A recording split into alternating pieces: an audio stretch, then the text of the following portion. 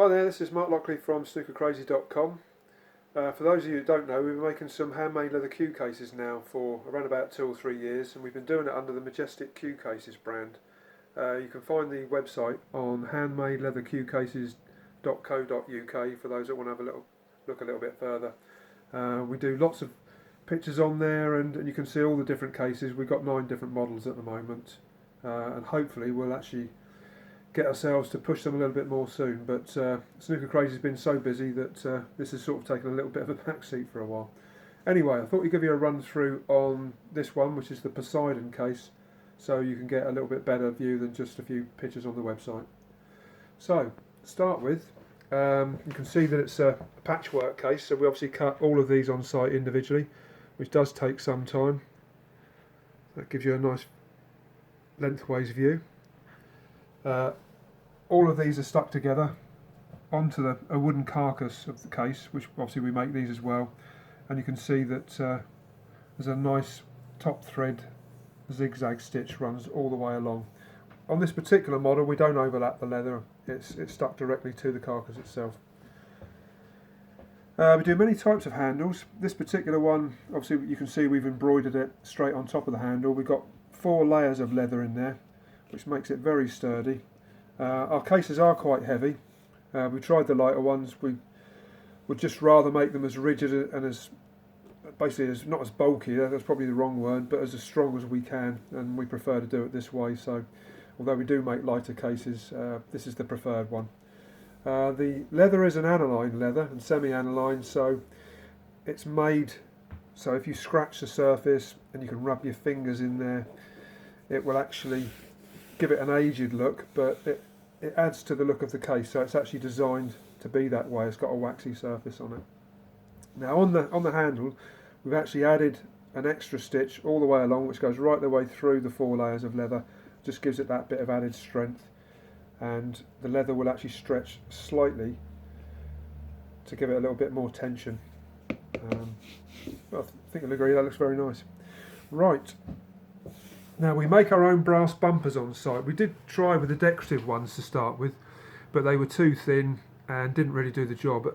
And the job that we wanted to do on here really is to protect the end of this case. So we've got a 3mm thick piece of brass, which is really difficult to bend, but we've got a machine that we made up in here that does it for us, so we can do them custom made to the ends. Now we've actually treated this on the ends with another 3 or 4 layers of it's basically a polish that we use, but it does build up like a wax on the top, and that's really so if it does get scuffed, it's very easy to repair it. Now we use the standard cheney catches on the case. Excuse me, in the industry they're very normal, so you can actually buy them on our Snooker Crazy website, but they're readily available out there.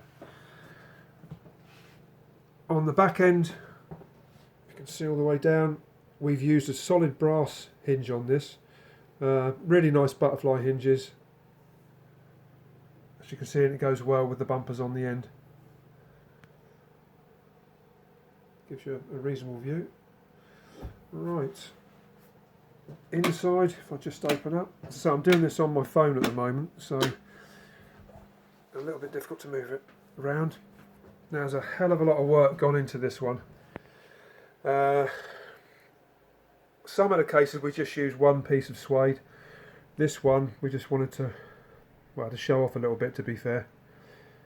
Now the suede we use in here, we don't use the thin type pig suede.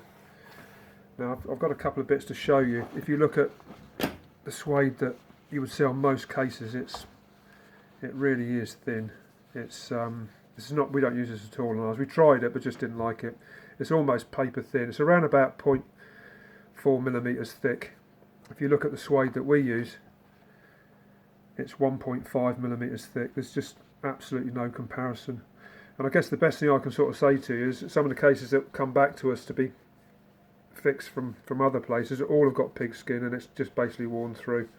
As you can see, it is actually like paper.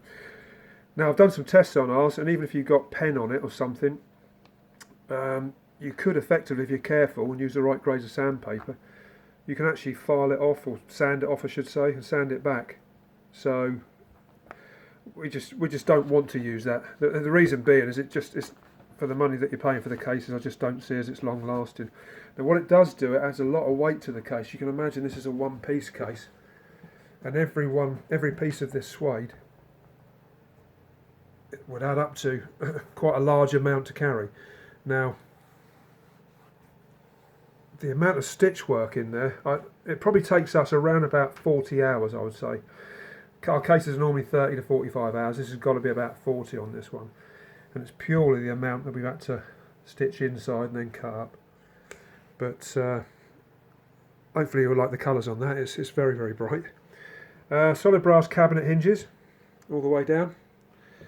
And we have a slightly thicker ends that come round, so it goes from 12mm and then it comes out a little bit, and that's basically to take up these brass screws that we screw straight into the head of it.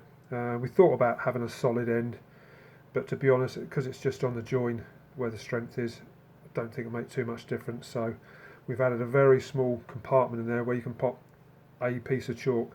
Now obviously we can make the insides to hold any sort of compartment length. It really doesn't make any difference to us, but this is just a good one to show you. We've got the T-bars on these, which means that you basically put 2 Qs in there to end. Same up the other end. As you can see there. So don't put the T-bars at the top, not a lot of point because it actually meets there.